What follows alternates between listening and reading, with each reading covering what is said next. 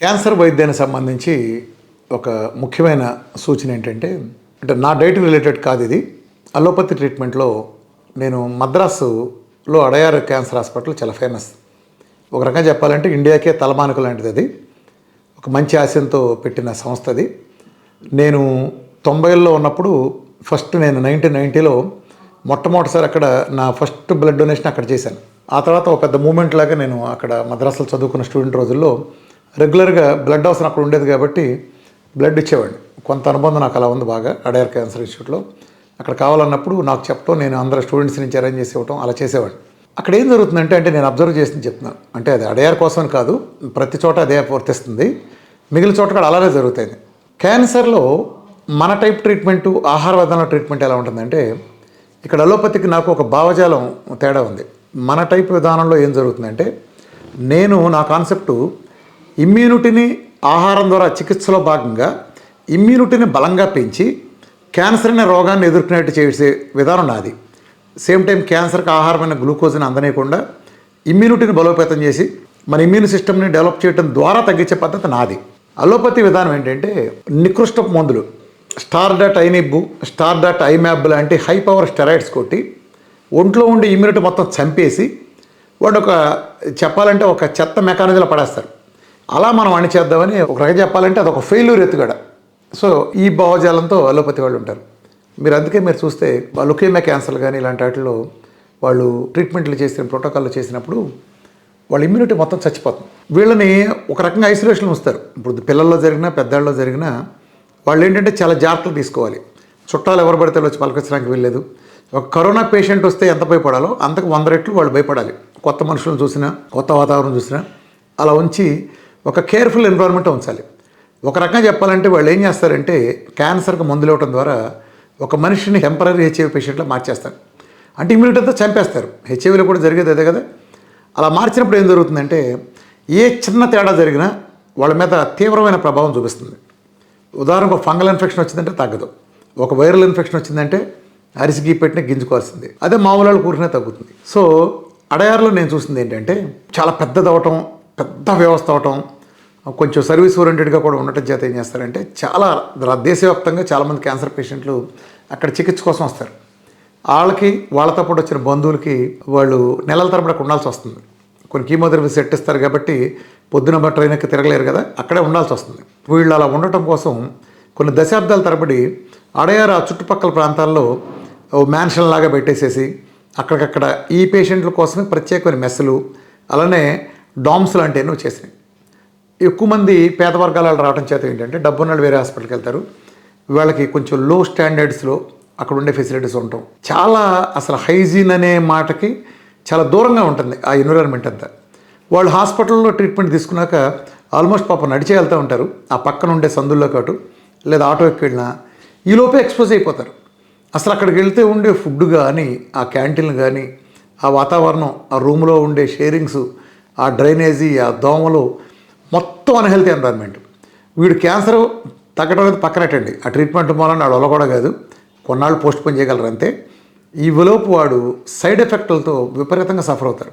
నేను ఎప్పుడూ ఒకటి చెప్తాను, క్యాన్సర్ వచ్చినాడు క్యాన్సర్తో మాత్రం ఫైట్ చేస్తే, క్యాన్సర్కి అలోపతి చికిత్స తీసుకున్నాడు క్యాన్సర్ చికిత్స తాలూకు దుష్ఫలితాలతో అంతకంటే ఎక్కువగా ఫైట్ చేయాల్సిన దౌర్భాగ్య పరిస్థితి వస్తుంది. ఆ మధ్య మాకు తెలిసిన ఒక ఆయన కూడా వాళ్ళ బంధువుకి చేయిస్తే క్యాన్సర్ ట్రీట్మెంట్కు 10 లక్షలు కట్టాడు, కీమోథెరపీలకు వీటికో.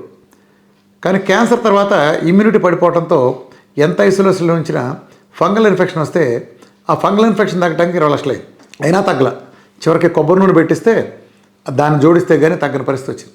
సో అది పక్కన పెట్టండి, కాస్ట్లీ పక్కన పెడితే ఊరుకునే వాళ్ళు ఇమ్యూనిటీ లోపాలకు గురవుతున్నారు. కాబట్టి సరే నా డైట్ చేయండి, చేయకపోండి. ఇలా క్యాన్సర్ పేషెంట్లు ఉండే వాళ్ళకి నేను ఇచ్చే సలహా ఏంటంటే, మీరు ఖచ్చితంగా ఒక కీమోథెరపీ లెవెల్లో లేకపోతే ఇంకో రేడియేషన్స్ తీసుకున్నప్పుడు మీ ఇమ్యూనిటీ పడినప్పుడు మీరు ఆల్మోస్ట్ లిటరల్గా చాలా హైజీన్ ఎన్విరాన్మెంట్లో ఉండాలి. అంటే మీరు వాడే దుప్పట్లో దిళ్ళు కూడా ప్రతిరోజు మార్చడం కానీ, మీ దగ్గరికి వచ్చే అటెండెంట్లు కూడా వీలైనంత దూరంగా ఉంటాం, మీరు సెల్ ఫోన్లో దూరంగా ఉంటాం. అలాగే కెమికల్తో ఉండే జుట్టు కలర్ అయిపోవటం కానీ, లేదా షాంపూలు పెట్టకపోవటం, అట్లా మీ బట్టలు గుంజడం కూడా కుంగురుగారి రసంతో గుంజుకుంటాం లాంటి పనులు మీరు చేయాలి. అట్లానే పేస్ట్ బదులు ఆర్గానిక్ పళ్ళపళ్ళు వాడటం, డాబరాట్లు దొరుకుతాయి. చాలా విధానాలు మీరు మార్పు చేసుకోవాలి. టోటల్గా మీరు వండే వంట పదార్థాలన్నీ ఫ్రిడ్జ్లోంచి తీసి వేడి చేసిన కాకుండా స్వచ్ఛమైన ఆహార పదార్థాలు తీసుకుంటూ వేడివేడిగా అట్లా తీసుకుంటూ లాంటివి మీరు చేయాలి. సరే, నేను డైట్ చేసే వాళ్ళకి నా ప్రోటోకాల్ ఇస్తాను. ఇది డైటర్స్ కోసం కాదు, డైట్ చేయని వాళ్ళ కోసం. ఇలా ఉంటేనే మీరు క్యాన్సర్ బారి నుంచి కాదు, క్యాన్సర్ కంటే భయంకరమైన అనేక జబ్బులు పడతారు. ఆ జబ్బులు మామూలుగా మా అందరికీ అవలేలుగా తగ్గినప్పటికీ, ఎందుకంటే ఇమ్యూనిటీ ఉంటుంది కాబట్టి, మీ ఇమ్యూనిటీని ఆ మందులు చంపేయటం కారణంగా మీకు ఆ రోగాలు వచ్చినప్పుడు మీరు దాని నుంచి రికవర్ అవ్వడానికి అసాధ్యం. చాలా సమస్యలు ఫేస్ చేస్తారు. ఈ ఎన్విరాన్మెంట్ని దృష్టిలో పెట్టుకోండి. ఇది అక్కడే కాదు, ఇక్కడ కూడా నేను హైదరాబాద్లో కూడా చూస్తూ ఉంటాను. నేను హాస్పిటల్ మీదుగా మనం ట్రావెల్ చేస్తున్న క్యాన్సర్ పేషెంట్లు ఎటువంటి అంటే పేదరికం కారణం అనుకోండి, ఏదైనా కానివ్వండి, ఆ రోడ్ల పక్కన కూడా పడుకుని కనిపిస్తారు. చాలా హృదయం ద్రవించిపోయినట్టు అనిపిస్తుంది. సో ఇలాంటి జాగ్రత్తలు తీసుకోండి. హైజీనిటీకి చాలా ప్రాధాన్యత ఇవ్వండి. అది ఖచ్చితంగా చెత్త ట్రీట్మెంట్ సమస్య లేదు. ఇమ్యూనిటీని పడేయటం అనే భావజాలమే ఓ చెత్త దరిద్ర ట్రీట్మెంట్. ఏదైనా సరే మీరు జాగ్రత్తగా గమనించండి. ఏ జబ్బైనా వస్తే మనం ఇమ్యూనిటీని బలోపేతం చేసుకుని అలా తగ్గించుకోవాలని చూడాలి. కానీ ఇది లాజిక్. కానీ అంటే డబ్బులు ఇచ్చి మరీ తన్నించుకున్నట్టు మందులు ఇచ్చి మరీ మన ఇమ్యూనిటీ చంపేసుకోవటం అంటే ఎంతకంటే దౌర్భాగ్యం లేదు. ఇమ్యూనిటీ సంబంధించి ఈ ప్రోటోకాల్లో భాగం కావటం, దాని తర్వాత వచ్చే సైడ్ ఎఫెక్ట్లకు బలి కావటం కూడా చాలా దురదృష్టం.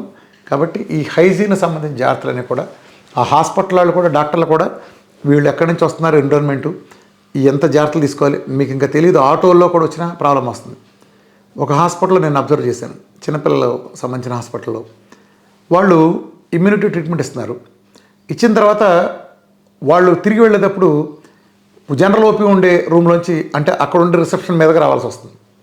అక్కడ రిసెప్షన్లో 50-60 మంది పిల్లలు ఉంటారు. ఆ పిల్లల్లో దగ్గులు, జలుబులు, వైరల్ ఫీవర్లు, రకరకాల ప్రాబ్లం ఉన్న వాళ్ళు ఉంటారు. ఎక్కువ వైరస్ వాళ్ళు లేదా బ్యాక్టీరియల్ ఇన్ఫెక్షన్స్ అందరు పిల్లలు ఉంటారు. అంటే క్యాన్సర్ ఒకటేనే కాదు. ఇప్పుడు ఈ ఇమ్యూనిటీ కీమోథెరపీలు ఇచ్చి ఆ క్యాన్సర్ ట్రీట్మెంట్లో భాగంగా ఇచ్చినప్పుడు ఆ పిల్లలు టోటల్ ఇమ్యూనిటీ పోయిన తర్వాత వీళ్ళని అక్కడే హైజీన్గా ఒక రూమ్లో షిఫ్ట్ చేస్తారు. కానీ ఆ షిఫ్ట్ చేసేటప్పుడు కూడా వీళ్ళ మధ్యలోంచి వెళ్ళినప్పుడు ఆ పిల్లడు దగ్గాడంటే అదంతా అతని మీద పడతాం కదా. దానివల్ల లేనిపోయిన ప్రాబ్లం రావటం. అంటే ఇది తెలిసి జరుగుతుందా, తెలియక జరుగుతుందా, ఇక ప్రపంచంలో మనం దాన్ని డిసైడ్ చేయలేం. కానీ ప్రజలు మాత్రం మీరు అప్రమత్తంగా ఉండండి. పేషెంట్స్ అందరికీ ఇంత అవగాహన ఉండదు. మీరు నిలదీయండి ఖచ్చితంగా. సార్, మా అబ్బాయో అమ్మాయో ఇక్కడ నుంచి మీరు ఈ రూమ్లో పెట్టారు కదా సార్, హైజీనిటీ అన్నారు, తండ్రి కూడా రావద్దు, తాతయ్య కూడా వచ్చి పలకరించద్దు అన్నారు కదా. మరి అయిపోగానే ఆ పేషెంట్ల మధ్యలో ఈ జబ్బున్న పిల్లల మధ్యలోంచి ఓపీలోంచి మమ్మల్ని నడిపిస్తాం, స్ట్రెచ్చర్ తీసుకెళ్ళటం చేసినప్పుడు ఇవన్నీ అంటుకోవా, మా పరిస్థితి ఏంటి, మా పిల్లలకి ఏమైనా అయితే బాధ్యత ఏంటి అని నిలదీయండి. తప్పేం లేదు. ఎందుకంటే సలహాను మంచిగా తీసుకుని మార్చుకోవాలని కోరుకుంటాం ఎవరైనా సరే. ప్రోటోకాల్ గురించి కూడా నేను అంటలా, అది చేయడం తప్ప ఒప్పు అనే దాని మీద నాకు పూర్తి భిన్నాభిప్రాయాలు ఉన్నప్పటికీ మీరు చేసే పని కూడా సవ్యంగా ఉండాలని కోరుకుంటున్నాను. పిల్లల విషయంలో మరింత జాగ్రత్తగా ఉండండి. ఖచ్చితంగా మీరు ఏదైనా ఉన్నప్పుడు డాక్టర్ని నిలదీసేయడానికి మీరు భయపడద్దు. ఏదన్నా టెక్నికల్గా నాలెడ్జ్ పరంగా తెలుసుకోవాలన్నా మేము ఎప్పుడు మీకు అందుబాటులో ఉంటాం. నాతో మీరు కాంటాక్ట్ చేసినా సరే మేము ప్రాపర్ గైడెన్స్ ఇచ్చి చేయగలం. కాబట్టి ప్రజలంతా అప్రమత్తంగా ఉండండి. ఇమ్యూనిటీ విషయంలో చాలా జాగ్రత్తగా ఉండండి. Thank you very much.